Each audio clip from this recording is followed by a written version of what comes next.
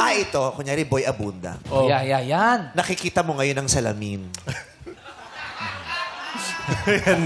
Ngayong nakatingin ka sa salamin, anong gusto mong sabihin sa iyong sarili?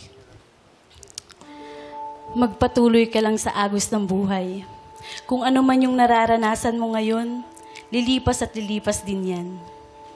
Sasagot na sarili. Bakit? Wala naman akong problema. Inaway yung sarili. Pag makapagsalita ka, kala mo ang bigat na pinagdadaanan niya. Seryoso. Ang bigat pa ng dating niya ngayong araw na to. Pag niya naman Ang saya-saya ako pumasok sa pasungit yung showtime. sarili. Nakapula pa siya. It's the time of the month.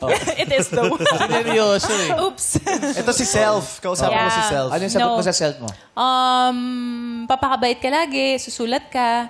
Tapos, eat, go, glow, grow foods 3 times a day. Yeah. And Bakit siya kailangan magpatuloy sa agos ng buhay? Oo nga. Ano ba siya? Basura ba siya? Na-stuck ba ako? Ikaw ba? Hindi, baka ikaw. Na-stuck ka ba? May nararamdaman ka ba? Alam mo naman, I've been through a lot, kaya kailangan nating magpatuloy. Kung ano man yung nararanasan natin, patuloy lang. What have we been through?